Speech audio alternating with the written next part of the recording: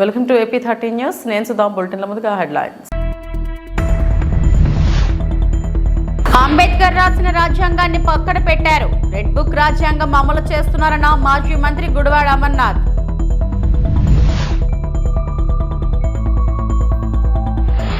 తొలి సభలో అదరగొట్టిన deputy CM Pawan.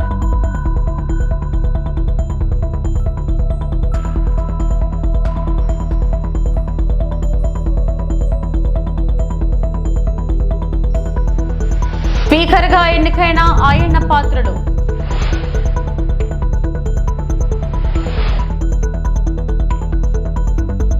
Andhra Pradesh 16వ శాసనసభాపతిగా senior MLA చింతకాయల అయ్యన్న పాత్రుడు ఏకగ్రీవంగా ఎన్నికయ్యారు. ఆయన ఎన్నికను ప్రోటెం స్పీకర్ గోరంట్ల బుచ్చయ్య చౌదరి సభలో అధికారికంగా ప్రకటించారు. అనంతరం ఆయనను ముఖ్యమంత్రి చంద్రబాబు, ఉప ముఖ్యమంత్రి పవన్ కళ్యాణ్ సభాపతి స్థానంలో కూర్చుండబెట్టారు. శుక్రవారం సాయంత్రం 5 గంటలకు నామినేషన్ల ప్రక్రియ ముగిసింది. ఒకే నామినేషన్ దాఖలైనందున అయ్యన్న పాత్రుడు ఎన్నిక ఏకగ్రీవమైంది. పేరు శ్రీ కొణిదెల పవన్ కళ్యాణ్ గారు, రెండో శ్రీ చింతకాయల అయ్యన్న పాత్రుడు గారు, ప్రతిపాదకుని పేరు శ్రీ నారా లోకేష్ గారు, 3 శ్రీ చింతకాయల అయ్యన్న పాత్రుడు గారు, శ్రీ సత్యకుమార్ యాదవ్ గారు. సక్రమంగా నామనిర్దేశం చేయబడిన అభ్యర్థి శ్రీ చింతకాయల అయ్యన్న పాత్రుడు గారు ఒక్కరే అయినందున సభాపతి పదవికి శ్రీ చింతకాయల అయ్యన్న పాత్రుడు గారు ఏకగ్రీవంగా ఎన్నుకోబడినట్లు ప్రకటిస్తున్నాను. శ్రీ చింతకాయల అయ్యన్న పాత్రుడు గారికి నా హృదయపూర్వక అభినందనలు తెలియజేస్తా ఉన్నాను. నా హృదయపూర్వక అభినందనలు అందజేయచ్చు సభాపతి స్థానం అలంకరించవలసిందిగా వారిని కోరుతున్నాను. శ్రీ చింతకాయల అయ్యన్న పాత్రుడు గారిని సభాపతి స్థానం తీసుకురావాల్సిందిగా సభా నాయకుడిని మరియు ఇతర పార్టీల నాయకులను కోరుతున్నాను. ఇది నాకు ఇచ్చేది.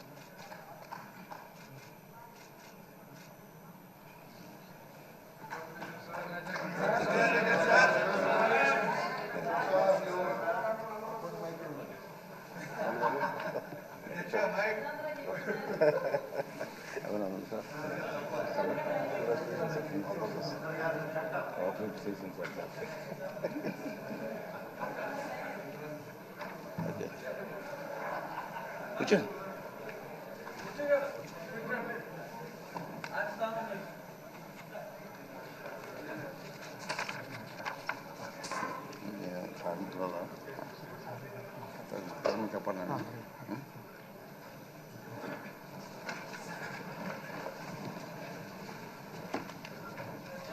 వచ్చేస్తుందా? డైరెక్ట్ వచ్చేస్తుంది సార్.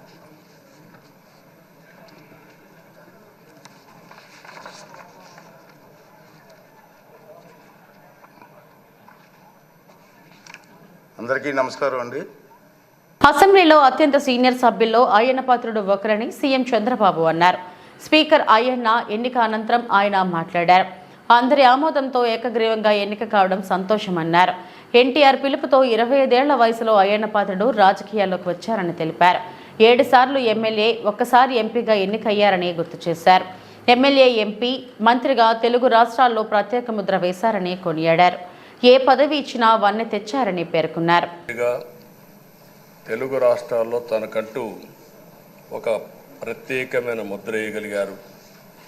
ఏ పదవి ఇచ్చినా ఆ పదవికి వన్నె తీసుకొచ్చిన వ్యక్తి అయ్యన్న పాత్రుడు గారు. వారి కుటుంబం కూడా మనం ఆలోచిస్తే కొంతమంది ఫస్ట్ జనరేషన్లో రాజకీయాల్లోకి వస్తారు. అయ్యన్న పాత్రుడు గారిని చూస్తే 6 దశాబ్దాలు రాజకీయ చరిత్ర కలిగిన కుటుంబం. 1962లో అయ్యన్న పాత్రుడు గారి తాత లచ్చా పాత్రుడు గారు స్వతంత్ర పార్టీ నుంచి పోటీ చేసి గెలిచారు. స్వాతంత్ర సమరయోధుడు గౌత లచ్చన్న సమకాలికుడిగా పనిచేశారు. అదే వారసత్వాన్ని కొనసాగిస్తూ అయ్యన్న పాత్రుడు గారు ఇప్పటివరకు పనిచేస్తున్నారు. 83, 85, 94, 99, 2004, 2014, 2024లో ఎమ్మెల్యేగా విజయం సాధించారు. నర్సీపట్నంలో తెలుగుదేశం పార్టీ పెట్టినప్పటి నుంచి వారే పోటీ చేస్తున్నారు. అది వారి యొక్క ప్రత్యేకత. 7 సార్లు ఎమ్మెల్యే గెలవడం, 16 సంవత్సరాలు మంత్రిగా పనిచేయడం, 1996లో అనకాపల్లి ఎంపీగా గెలుపొంది 2 సంవత్సరాలు అక్కడ పనిచేయడం, తెలుగుదేశం పార్టీ పాలిట్ బ్యూరో సభ్యుడిగా 10 ఏళ్ళు పనిచేశారు. టెక్నికల్ ఎడ్యుకేషన్, రోడ్లు, భవనాల శాఖ, అటవీ శాఖ, పంచాయతీరాజ్ శాఖ మంత్రిగా బాధ్యతలు నిర్వహించారు. 3 సార్లు R&B మినిస్టర్గా పనిచేశారు.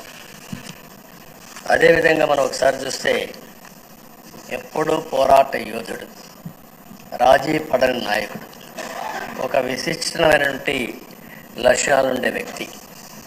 తెలుగు రాష్ట్రాల్లో ఏ మారుమూల ఎవరిని అడిగినా అయ్యన్న పాత్రుడు గారిని గురించి చెప్తారు. 66 సంవత్సరాలు, ఇప్పుడు కూడా ఫైర్ బ్రాండే, చనిపోయే వరకు ఫైర్ బ్రాండ్గానే ఎక్కడ దాంట్లో రాజీనే లేదు. అదే వారికి ఇంకొక పక్కన చూస్తే తనకంటూ ఒక ఇమేజ్. అదే సమయంలో లాయల్టీ ఫ్యాక్టరీలో కరుడు గట్టిన పసుపు యోధుడుగా పార్టీలో ఇంతవరకు ఉన్నారు, ఎప్పటికీ ఉంటారు. అది ఆయన ప్రత్యేకత.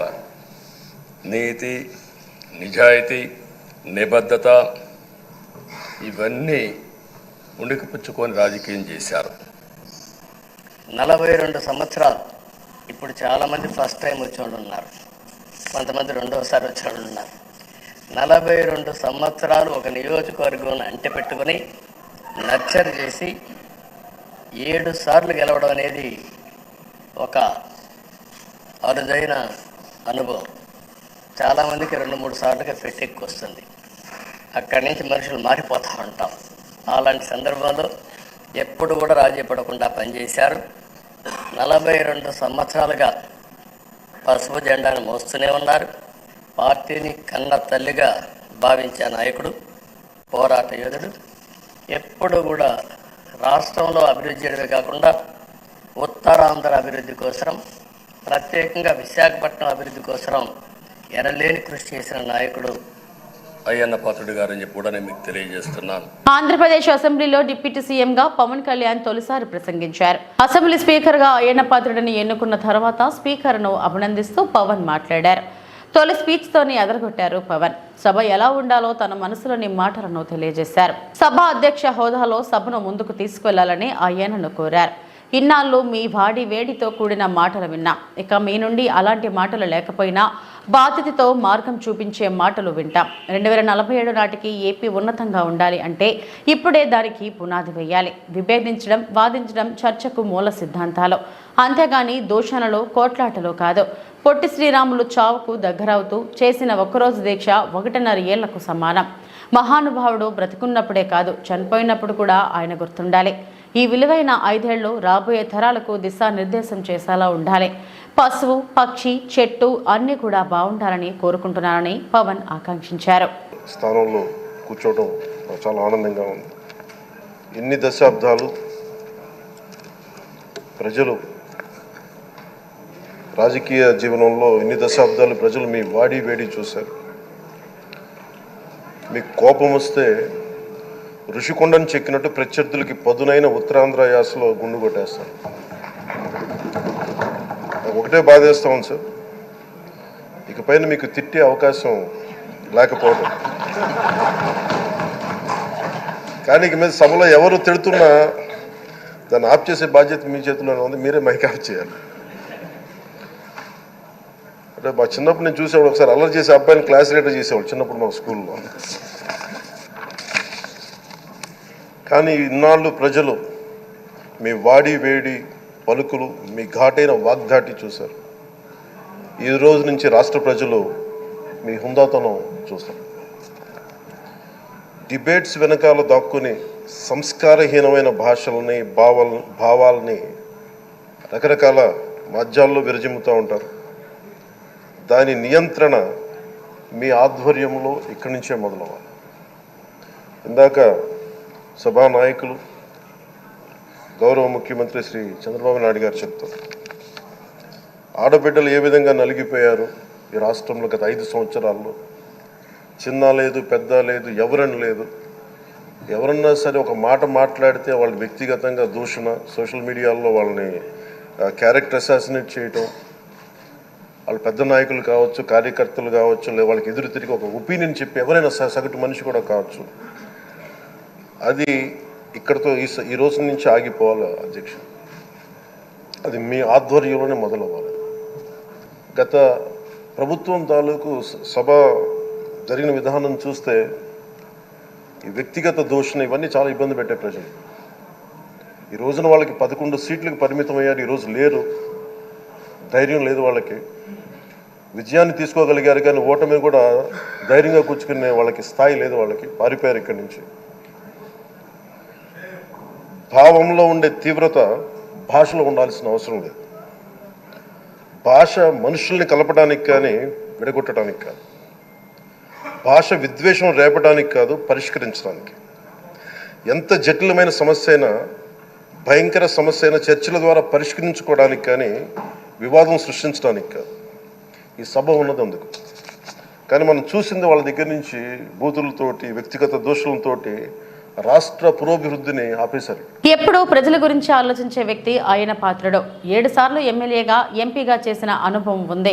అయ్యన్న పాత్రుడు అంటే పోరాటం, ఓ పౌరుషం. మీ నాయకత్వంలో అనేక మంచి పనులు జరిగాయి. నాకు ఎప్పుడు సలహా కావాలన్నా మీతో సంప్రదించా. ఒకే పార్టీ, ప్రజల అజెండాగా ముందుకెళ్లిన వ్యక్తి అయ్యన్న పాత్రుడు. అనేక అక్రమ కేసులు పెట్టి వేధించినా భయపడలేదు అని మంత్రి నారా లోకేష్ అన్నారు. క్షణికావేశం కూడా ఉండేది, ఇప్పుడు ఇంకా అవకాశం లేకుండా పోయింది. 1983లో విశ్వవిఖ్యాత నడసార్వభౌమ స్వర్గీయ నందమూరి తారక రామారావు గారు ఆనాడు తెలుగుదేశం పార్టీని స్థాపించినప్పుడు 25 సంవత్సరాల వయసులో మీరు ఆనాడు పోటీ చేశారు, ఎమ్మెల్యే అయ్యారు. ఆనాడు భారతదేశంలోనే సెకండ్ యంగెస్ట్ ఎమ్మెల్యేగా అయ్యన్న పాత్రుడు గారు నిలబడ్డారు.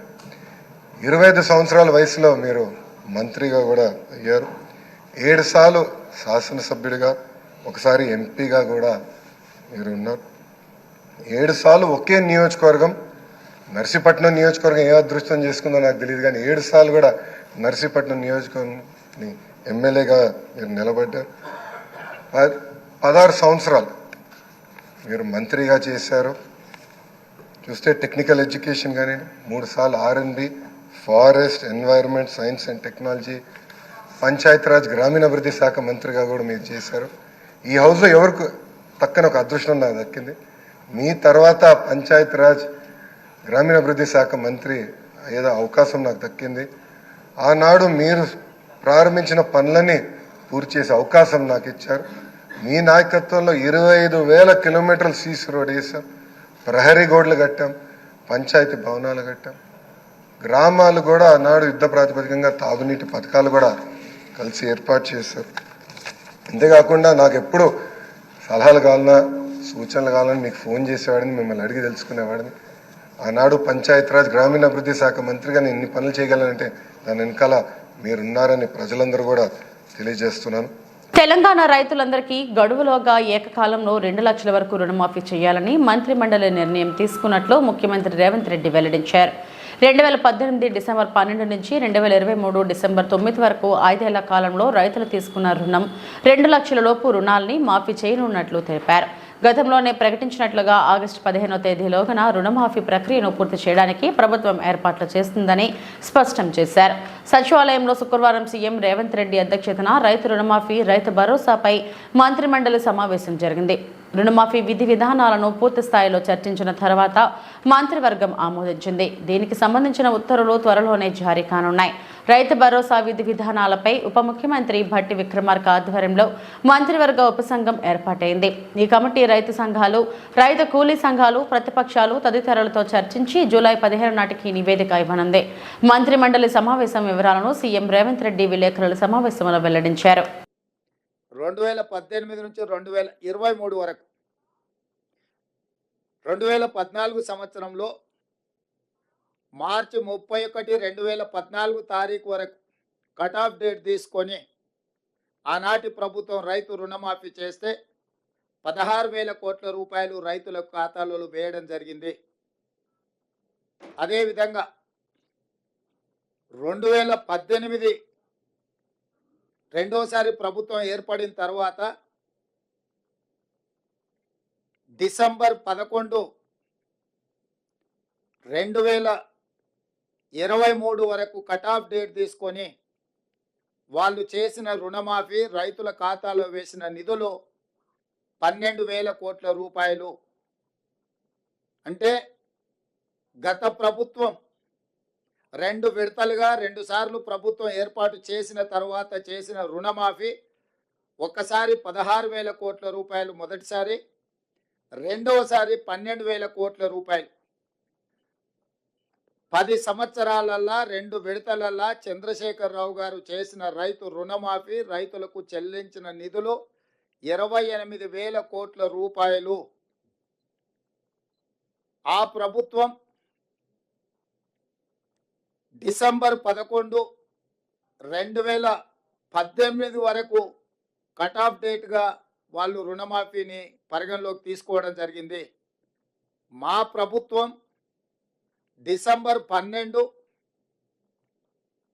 2018 తారీఖు నుంచి మొదలుపెట్టి 9, 12, 2023 వరకు సరిగ్గా 5 సంవత్సరాలు గత ప్రభుత్వం, మళ్ళొక్కసారి నేను చెప్తున్నా, గత ప్రభుత్వం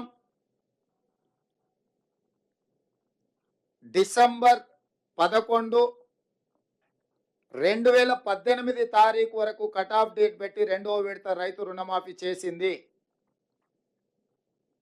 డిసెంబర్ 12, 2018 తారీఖు నుంచి తీసుకున్న రుణాలు డిసెంబర్ 9, 2023 వరకు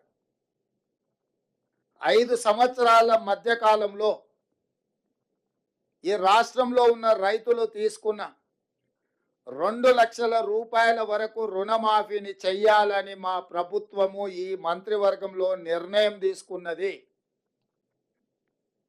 ఇచ్చిన మాట ప్రకారం 2 లక్షల రూపాయల రుణమాఫీ చెయ్యాలి.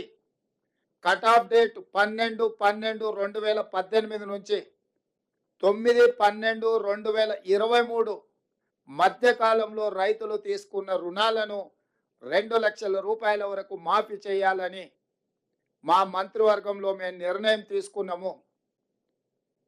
ఈ రుణాలు మాఫీ చేయడానికి దాదాపుగా 31,000 కోట్ల రూపాయలు అవసరం అవుతున్నది.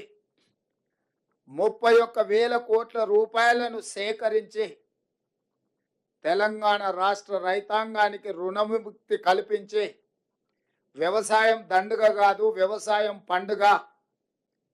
ఈ ప్రభుత్వం, ఈ ప్రజాపాలన రైతు సంక్షేమం, రైతు రాజ్యం ఒక సంక్షేమ రాజ్యంగా, అభివృద్ధి రాష్ట్రంగా ముందుకు తీసుకెళ్తామని సంపూర్ణమైన విశ్వాసం, భరోసా కల్పించడానికి ఈరోజు మా మంత్రివర్గం నిర్ణయం తీసుకున్నది. ఆ ప్రకారం ఏకధాటిగా 2 లక్షల రుణమాఫీ చెయ్యాలని మేము నిర్ణయం తీసుకున్నాం. గత ప్రభుత్వం రుణమాఫీ 1,00,000 రూపాయలు చేస్తామని, 4 విడతలని, వడ్డీలు చెల్లిస్తామని రకరకాల ప్రకటనలు చేసి వాయిదాల మీద వాయిదాలు వేసుకుంటూ రైతులను, వ్యవసాయాన్ని సంక్షోభం వైపు నెట్టేసి రైతుల ఆత్మహత్యలకు కారణమైంది. 10 సంవత్సరాలల్లా ఏ రోజు కూడా వాళ్ళు ఇచ్చిన మాట నిలబెట్టుకోలేదు. కానీ మా ప్రభుత్వం ఇచ్చిన మాట ప్రకారం మొదటి 8 నెలల లోపుల్నే, ఎందుకంటే మేము 6 నెలలు పరిపాలన చేస్తే మొదటి 100 రోజులే పరిపాలన చేసినాం. తర్వాత దాదాపుగా 2.5 నెలలు పైచలకు ఎన్నికల కోడ్లోనే పోయింది. ఏపీలో కూటమి పాలనలో అంబేద్కర్ రాసిన రాజ్యాంగాన్ని పక్కన పెట్టారని, రెడ్ బుక్ రాజ్యాంగం అమలు చేస్తున్నారని మాజీ మంత్రి గుడివాడ అమర్నాథ్ విమర్శించారు. వైఎస్ఆర్సీపీ కార్యాలయాలను ఏపీ ప్రభుత్వం టార్గెట్ చేయడంపై శనివారం ఉదయం విశాఖలో ఆయన మీడియాతో మాట్లాడారు. ఏపీలో కూటమి సర్కార్ సాగిస్తున్న పాలన దేనికి సంకేతం? కోర్టు ప్రొసీడింగ్లో ఉండగానే తాడేపల్లి కేంద్ర కార్యాలయాన్ని నేలమట్టం చేశారు. పైగా చేసిందంతా చేస్తూ అసెంబ్లీలో నీతులు మాట్లాడుతున్నారు. ప్రభుత్వంలో ఉన్నామని ఏదైనా చేస్తామంటే పద్ధతి కాదు. ప్రజాస్వామ్యంలో అందరికీ అవకాశాలు వస్తాయి. మీకు వచ్చిన అవకాశాన్ని ఎలా వినియోగించుకుంటున్నారనేది ప్రజలు గమనిస్తున్నారని అన్నారు. ఆయన వ్యాప్తంగా చేస్తున్నటువంటి ఈ చర్యలను మనం చూస్తూ ఉన్నాం. ఈరోజు ఉదయం తెల్లవారుజామున 5 గంటలకి తాడేపల్లిలో వైఎస్ఆర్ కాంగ్రెస్ పార్టీ కేంద్ర కార్యాలయానికి సంబంధించినటువంటి నిర్మాణాన్ని 8 సంవత్సరాలు ఈ రాష్ట్రంలో ప్రతిపక్ష పార్టీగా, గడిచినటువంటి 5 సంవత్సరాల అధికార పార్టీగా, దాదాపు 13 సంవత్సరాలు చరిత్ర కలిగినటువంటి వైఎస్ఆర్ కాంగ్రెస్ పార్టీకి చెందినటువంటి కార్యాలయాన్ని ఏ రకంగా పూర్తిగా నేలమట్టం చేశారో అనేటువంటిది ఈరోజు తెల్లవారుజామున మనం చూసాం. మీరు కూడా మీ దృష్టి కూడా అదంతా కూడా వచ్చింది. దాని మీద కోర్టుకు వెళ్ళి కోర్టులో ఇంకా ప్రొసీడింగ్స్ జరుగుతుండగానే హై హ్యాండెడ్గా ఏ రకంగా కార్యాలయాన్ని పూర్తిగా 2 అంతస్తులు నిర్మించినటువంటి కార్యాలయాన్ని ఏ రకంగా నేలమట్టం చేశారు అన్నటువంటిది చూసాం. ఈరోజు రాష్ట్రంలో అంబేద్కర్ గారి రాజ్యాంగాన్ని పూర్తిగా పక్కన పెట్టి తెలుగుదేశం పార్టీ తాలూకా రెడ్ బుక్ రాజ్యాంగం నడుస్తూ ఉంది. వారు ఏదైతే ముందు నుంచి వారు ఎన్నికల ప్రచారంలో చెప్పారో, వారు అధికారంలోకి రాకమునుపు చెప్పారో, వారు చెప్పినటువంటి ఆ రెడ్ బుక్ రాజ్యాంగాన్ని ఈరోజు రాష్ట్రంలో అమలు చేస్తున్నటువంటి సందర్భాలు మనం చూస్తూ ఉన్నాం. ఇంకా పైపెచ్చు ఈరోజు అసెంబ్లీలో నీతులు మాట్లాడుతూ ఉన్నారు. సరే, మేమైతే మా నాయకుడు జగన్మోహన్ రెడ్డి గారు మొన్న సమావేశం పెట్టినప్పుడు చాలా క్లియర్గా కేటగారికల్గా చెప్పారు. 6 నెలల పాటు వారికి హనీమూన్ పీరియడ్ అనేటువంటిది నడుస్తూ ఉంది. సహజంగా ఒక అధికారంలోకి వచ్చినటువంటి రాజకీయ పార్టీకి, అధికారంలోకి వచ్చినటువంటి ఆ పార్టీకి సమయం ఇవ్వాల్సినటువంటి అవసరం ఉంది. వారు ఇచ్చినటువంటి హామీలు అమలు చేయడానికి మనం సమయం ఇవ్వాలి. వారు తీసుకునేటువంటి నిర్ణయాలకు మనం సమయం ఇవ్వాలి. ఇప్పుడు మనం మాట్లాడాల్సినటువంటి పని లేదు. 6 నెలల తర్వాత వారు తీసుకున్నటువంటి నిర్ణయాలన్నీ చూసిన తర్వాత అప్పుడు మనం స్పందిద్దాం అనేటువంటి మాట జగన్మోహన్ రెడ్డి గారు మొన్న సమావేశంలో చెప్పారు. దానికి కూడా వారు సమయం ఇవ్వట్లేదు. అధికారం వచ్చి కేవలం ఇంకా 20 రోజులు పూర్తవకముందే ఈ రకమైనటువంటి విదేశాల్లో ఉండే భారతీయ ఎన్ఆర్ఐలకు కృతజ్ఞతలు తెలియజేసిన మంత్రి నిమ్మల, మన రాష్ట్ర భవిష్యత్ తరాలు బాగుండాలనే ఉద్దేశంతో ఎన్డీఏ కూటమికి పెద్ద ఎత్తున అండగా నిలిచి విజయాన్ని చేకూర్చిన ఎన్ఆర్ఐలకు ప్రత్యేక ధన్యవాదాలు. ఈ సందర్భంగా ఆస్ట్రేలియా రాజధాని కన్బరాలో విజయోత్సవం జరుపుకుంటున్న ఎన్ఆర్ఐ, టీడీపీ, జనసేన, బీజేపీ ప్రతి ఒక్కరికి శుభాకాంక్షలు తెలియజేశారు రాష్ట్ర జలవనరుల శాఖ మంత్రి నిమ్మల రామానాయుడు.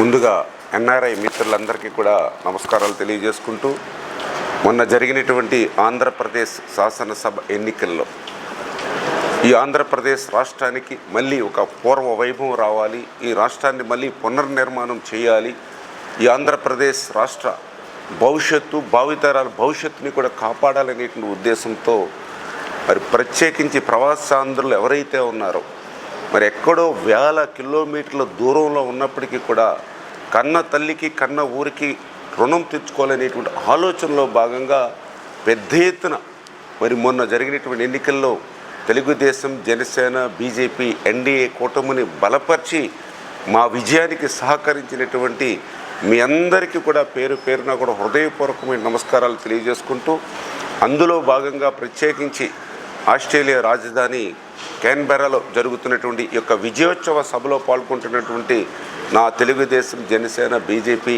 నాయకులు, కార్యకర్తలకు, అభిమానులకు అందరికీ కూడా మరొక్కసారి నా శుభాభినందనలు మీ అందరికీ కూడా తెలియజేసుకుంటూ ఉన్నాను. ఏపీలో మొదలైన టీడీపీ కూటమి విధ్వంస పాలన. తాడేపల్లిలో నిర్మాణంలో ఉన్న వైఎస్ఆర్ కాంగ్రెస్ పార్టీ కార్యాలయం కూల్చివేత. ఉదయం 5:30 గంటల సమయంలో కూల్చివేత ప్రారంభం. ప్రొక్లైన్లు, బుల్డోజర్లతో భవనాన్ని కూల్చివేత. స్లాబ్కు సిద్ధంగా ఉన్న భవనాన్ని కూల్చివేస్తున్న అధికారులు. కూల్చివేతకు సిఆర్డీఏ ప్రిలిమినరీ ప్రొసీడింగ్స్ను సవాలు చేస్తూ నిన్న హైకోర్టును ఆశ్రయించిన వైఎస్ఆర్సీపీ చట్టాన్ని మీరి వ్యవహరించవద్దని హైకోర్టు ఆదేశం. సిఆర్డీఏ కమిషనర్కు హైకోర్టు ఆదేశాలను తెలియజేసిన వైఎస్ఆర్సీపీ న్యాయవాది హైకోర్టు ఆదేశాలను బేఖాతారు చేస్తూ వైఎస్ఆర్సీపీ కార్యాలయ భవనాన్ని కూల్చివేత. కోర్టు ధిక్కరణకు పాల్పడ్డారని హైకోర్టు దృష్టికి తీసుకువెళ్తామంటున్న వైఎస్ఆర్సీపీ.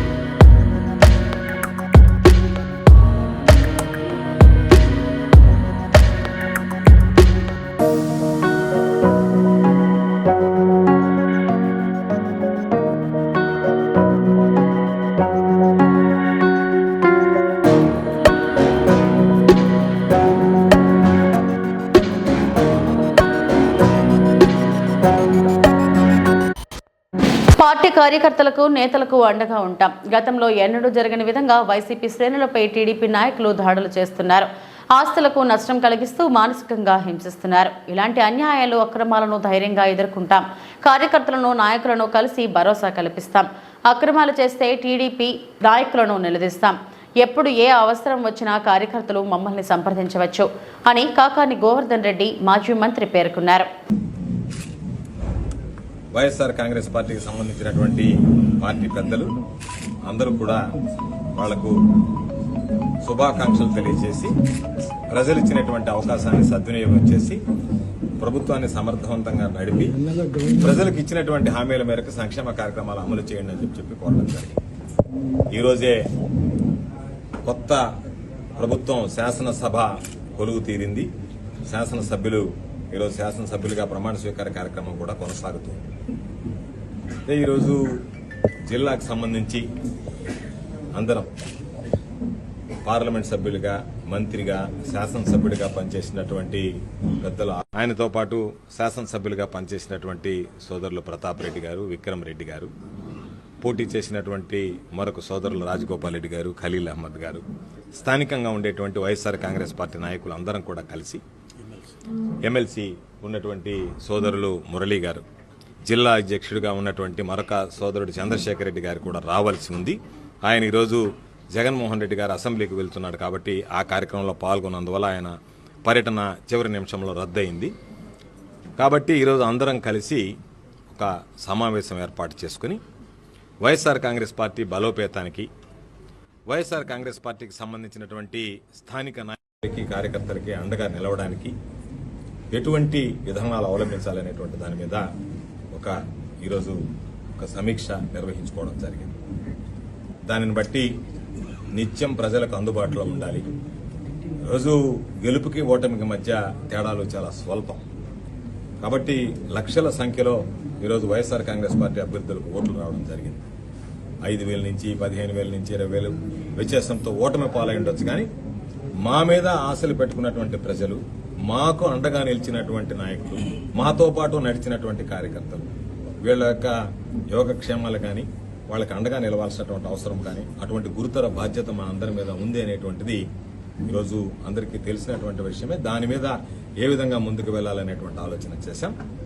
ఎన్నడూ లేనటువంటి విధంగా ఈరోజు జిల్లాలో కూడా, రాష్ట్రంలో జరుగుతున్నాయి, జిల్లాలో కూడా వైఎస్ఆర్ కాంగ్రెస్ పార్టీ శ్రేణుల మీద ఈరోజు దాడులు జరగడం, అక్రమ కేసులు బనాయించడం, వాళ్ళని పోలీస్ స్టేషన్లకు తీసుకువెళ్లడం, పోలీసు కేసులు పెట్టడం, జైళ్లకు పంపించడం, ఆస్తులు నష్టం చేయడం, వాళ్ళని గాయపరచడం, దాడులు చేయడం, మానసికంగా హింసించడం, అనేక రకాలైనటువంటి కార్యక్రమాలు జరుగుతున్నాయి. కాబట్టి అందరం ఏకపక్షంగా వైఎస్ఆర్ కాంగ్రెస్ పార్టీ ఒకే త్రాటి మీద ఈ జిల్లాలో నిలిచి ఇటువంటి అన్యాయాలని అక్రమాలను ఎదుర్కొని ప్రజలకు అండగా నిలవాలనేటువంటి నిర్ణయం, దానికి ఒక కార్యాచరణ ప్రణాళిక సూత్రప్రాయంగా ఈరోజు మనం అనుకోవడం జరిగింది. దాన్ని కూడా విధి విధానాలన్నీ కూడా ఒకసారి అందరం కూడా మరొకసారి మాట్లాడి ఖరారు చేస్తాం. ప్రతి నెల 2 పర్యాయాలు అన్ని నియోజకవర్గాలు పర్యటించాలి. ప్రతి నియోజకవర్గంలో ఎక్కడైతే కార్యకర్తలకి ఎక్కడైతే ఇబ్బంది జరిగిందో అక్కడ వెళతాం. అధికారులు ఎవరైనా అలసత్వం ప్రదర్శిస్తే అధికారులను నిలదీస్తాం. అదేవిధంగా ప్రతి కార్యకర్తకి అండగా నిలవడానికి ఒకవేళ నిజంగా కార్యకర్తకు సంబంధించినటువంటి ఆస్తుల నష్టం జరిగినా లేదా వాళ్ళు ఏదైనా గాయపరిచినా ఆ కుటుంబాలను నేరుగా వెళ్లి ఆ కుటుంబాలతో మాట్లాడతాం, వాళ్ళకి అండగా నిలుస్తాం. ఈ ప్రభుత్వ విధానాలని ఎక్కడన్నా ఇటువంటి దౌర్జన్యాలు చేస్తే వాటిని వ్యతిరేకిస్తాం. అందుకనే ఒక కార్యాచరణ ప్రతి నెల కూడా 2 సార్లు 2 నియోజకవర్గాల నుంచి 3-4 నియోజకవర్గాల వరకు పర్యటించాలనేటువంటి నిర్ణయం తీసుకున్నాం. దానిలో భాగంగా కార్యకర్తలను కలవడం, నాయకులను కలవడం, కార్యకర్తలకు ధైర్యం చెప్పడం, కార్యకర్తలను ధైర్యంగా నిలవమని కోరడం, దానితో పాటు ఎక్కడన్నా అన్యాయాల అక్రమాలు జరిగితే అధికారుల దగ్గరికి వెళ్లడం, అధికారుల దృష్టికి తీసుకువెళ్లడం, అధికారులు వాటిని సరిగ్గా గనక సక్రమంగా పరిష్కరించకపోతే అధికారులను నిలదీయడానికి కూడా వెనకాడేటువంటి పరిస్థితి ఉంది. మేమేమి రాజకీయాల్లో ఉన్నాం, పదవులు అనుభవించాం. జగన్మోహన్ రెడ్డి గారు మా అందరికీ కూడా పదవులు ఇచ్చారు. మేము 2 సార్లు ఎమ్మెల్యేలు అయ్యాము, మంత్రులు అయ్యాము, అనేక రకాలైనటువంటి కార్యక్రమాలను నిర్వహించాం. కాబట్టి పార్టీ కష్టకాలంలో ఉన్నప్పుడు పార్టీ జెండాని ప్రతి ఒక్కరూ కూడా భుజాన్ని వేసుకుని మోస్తాం. ప్రత్యేకించి ఈరోజు ఎంత ఓటింగ్ శాతం, 40% ఓటింగ్ వైఎస్ఆర్ కాంగ్రెస్ పార్టీకి రావడానికి ప్రధానమైనటువంటి కారకులు వైఎస్ఆర్ కాంగ్రెస్ పార్టీ కోసం. రేపు ఏమి జరుగుతుంది అనేటువంటి ఆలోచన చేయకుండా మా కోసం నిలబడి ప్రాణాలు చెగించి పోరాడినటువంటి యోధులు మా కార్యకర్తలు. కాబట్టి వాళ్ళకి అండగా నిలవాల్సినటువంటి బాధ్యత మా మీద ఉంది. కాబట్టి ఇప్పటికే కొన్ని దగ్గరలో వాళ్ళని ఇబ్బంది పెట్టడం, హింసించడం రకరకాలుగా ఈరోజు మనం చూస్తున్నాం. ఖచ్చితంగా వాటికి సంబంధించి రేపు సోదరులు ప్రభాకర్ రెడ్డి గారు కార్యకర్తల సమావేశాన్ని ఆయన క్యాంపు కార్యాలయంలో ఏర్పాటు చేయడం జరిగింది. ఉదయం 10 గంటలకి అందరం కూడా ఆ కార్యక్రమంలో పాల్గొంటాం. కార్యకర్తలకు ధైర్యం చెప్తాం. మీడియా ముఖంగా వైఎస్ఆర్ కాంగ్రెస్ పార్టీకి సంబంధించినటువంటి ప్రతి కార్యకర్తని మేము కోరుకునేది మీరు ధైర్యంగా ఉండండి, మీ ప్రాణాలకి మా ప్రాణాలు అడ్డు పెడతాం. బీసీ వెల్ఫేర్ హాస్టల్ను ఆకస్మిక తనిఖీ చేసిన బీసీ సంక్షేమ శాఖ మంత్రి సవితమ్మ. విజయవాడలోని ఎలక్ట్రిసిటీ కాలనీ ప్రభుత్వ వెనుకబడిన తరగతుల బాలుర వసతి గృహాలను ఆకస్మికంగా తనిఖీ చేశారు. విద్యార్థులతో మంత్రి సవితమ్మ మాట్లాడుతూ అందరూ బాగా చదువుకొని ఉన్నత స్థాయికి ఎదగాలని, మీకు ఏ సమస్య ఉన్నా నేరుగా తనకే ఫోన్ చేయొచ్చని విద్యార్థులకు ఫోన్ నెంబర్ ఇచ్చిన మంత్రి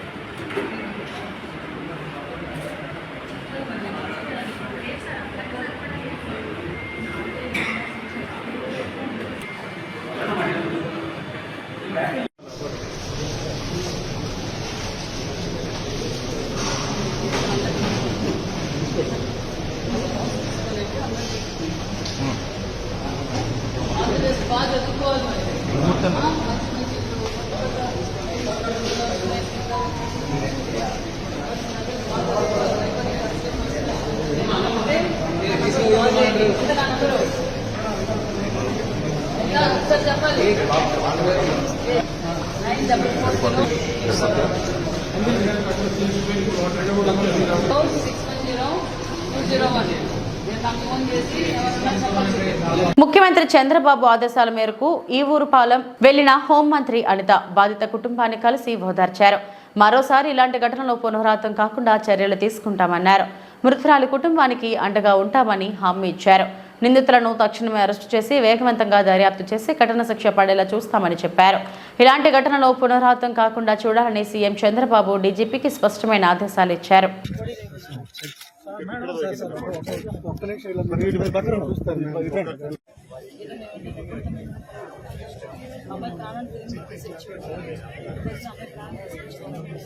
అని ఎంతో మంది ఎక్కడికి వెళ్ళిన అమ్మ వెళ్ళొద్దు అని చెప్పొద్ది అలా వాళ్ళతో మాట్లాడొస్తానమ్మా చెప్తే వెళ్ళొద్దు ఎవరు వెళ్ళకన్నా ఒకటిగా వెళ్ళదు అమ్మాయి భయం ఎక్కువ మేము పంపించడు అసలు రోజు బాగోలేవు జరిగిందని మాకు ఫోన్ చేయడమే మేమైతే అసలు తట్టుకోలేకపోయాము.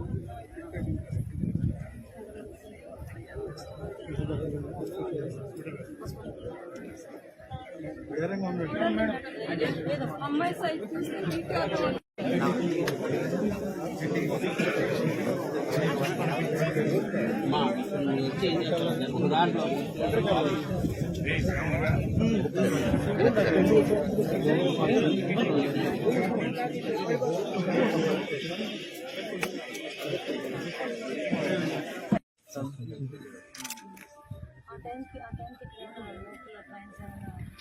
కొంచెం నేను వెనక్కి ఉన్నా నీ కెమెరా నీ కాదు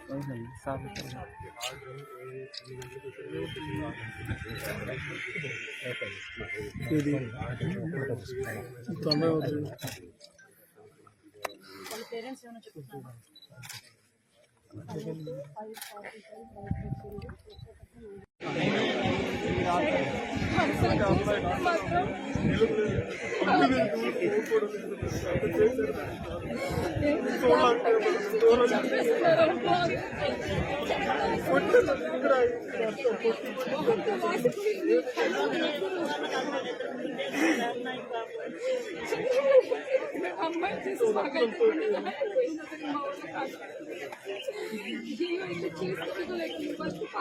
ఇవి ఇప్పటివరకున్న వార్తా విశేషాలు. నమస్తే.